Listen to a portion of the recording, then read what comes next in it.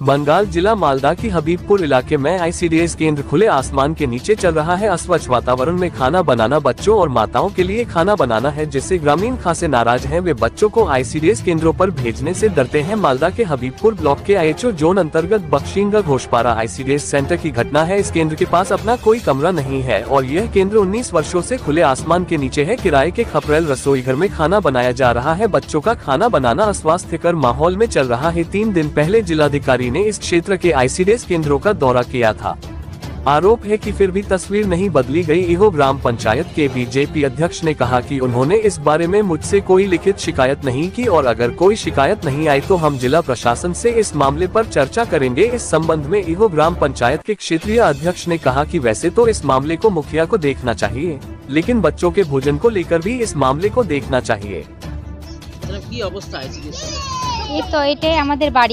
বাড়িটার মধ্যে মানে খোলা জায়গাতে হয়, আমাদের একটু অসুবিধা হয়। যদি একটা ঘর করে দেয় বা জলের ব্যবস্থা করলে খুবই ভালো হয়। রোডের ওই পার থেকে আমাদের জল নিয়ে আসতে হয়, তো খুবই কষ্ট হয়।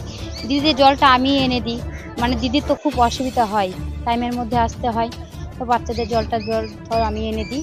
কিন্তু ঘর করলে খুব অসুবিধা হয়, মানে বৃষ্টি পড়লে গেলে তখন আমার বাড়ির ভিতরে, আমার বাড়িটা ছোট, খুব ছোট জায়গার মধ্যে, তাও কষ্ট করে করতে হয়, কিছু করার নাই।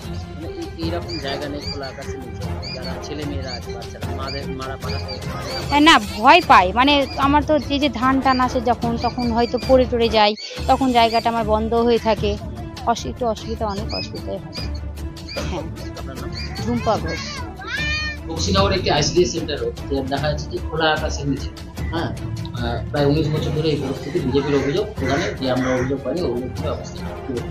আমাদের কাছেও এরকম কোনো অভিযোগ নেই কি মানে আইওতে সেন্টার মানে কাঁচা আছে। যদি সেন্টার সেরকম কাঁচা থাকে, সেই সেন্টারে বিডিও অফিসে যদি জমা করা যায় তাহলে কিন্তু সঙ্গে সঙ্গেই এসে সেন্টার মানে তৈরি হয়ে যাবে এবং আমাদের মানে সরকারের কাছে টাকাও অ্যাভেলেবেল। কিন্তু ঘটনা হচ্ছে যদি না খবর পাই তাহলে তো অসুবিধা।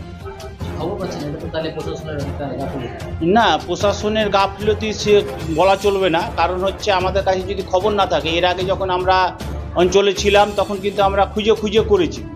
তারপরেও কিছু জায়গায় আছে প্রবলেম আছে, জায়গার প্রবলেম আছে, জায়গাটাও মানে সেই এরিয়াতে আমাদের আছে কিনা সেটাও আমাদের দেখতে হবে, মানে কি পরিস্থিতিতে জায়গাটা আছে।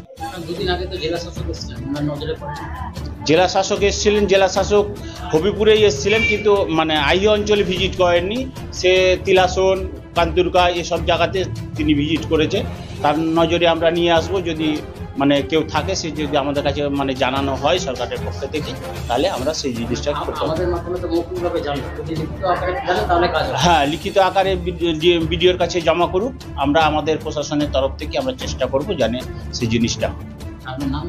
আমার নাম হচ্ছে প্রতাপ দাস, আইও অঞ্চল তৃণমূল কংগ্রেস সভাপতি।